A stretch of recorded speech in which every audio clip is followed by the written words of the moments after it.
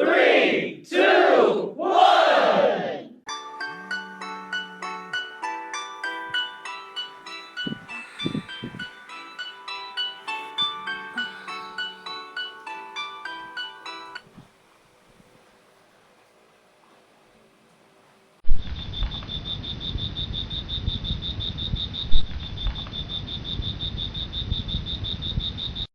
Ito pala yung dahilan ng pagising-gising ko. Panay tahol. Arf, arf, arf. Rrrr. Setup muna ng mga tools na gagamitin si Inday. Ang ganda ng gising mo. Hindi halatang pagising-gising. Hindi pa maayos mukha pero mamaya nakasmile na yan. Ay...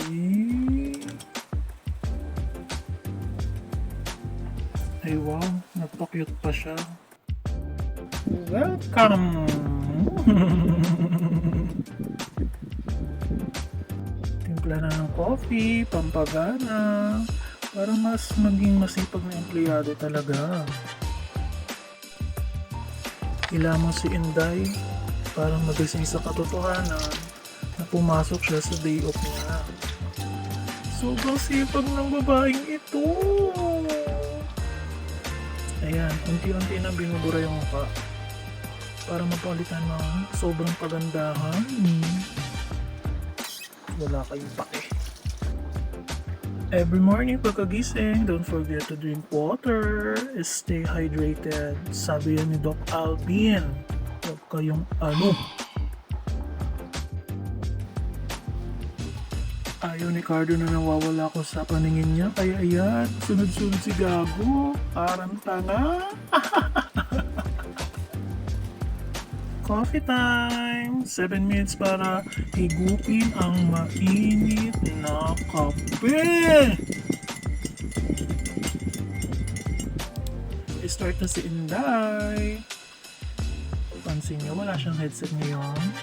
Kasi magre-response lang siya sa emails ng mga customers. Ibig sabihin, wala siyang makakaaway for today's video. Malaya si ate girl ngayon. Ipa-sound trip pa si ate girl, oh. Yan yung gusto niyang feelings pag walang headset sa kanyang tenga. Kasi nga, malaya siya for today's video.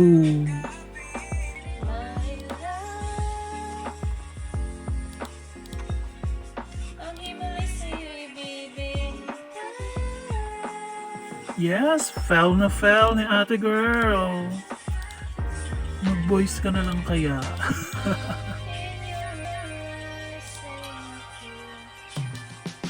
Magiging serious, oh. Yan kasi yung mga times na kailangan niyang intindihin yung mga salitang English na kanyang nababasa.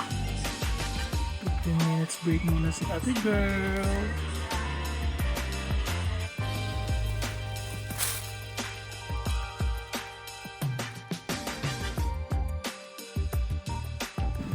Back to work! Sabihin ko lang naman na itong naramdaman. Sana naman ay mapabigyan na. Itsura ng malapit na mag-end of shift, oh. Saya ni Inday.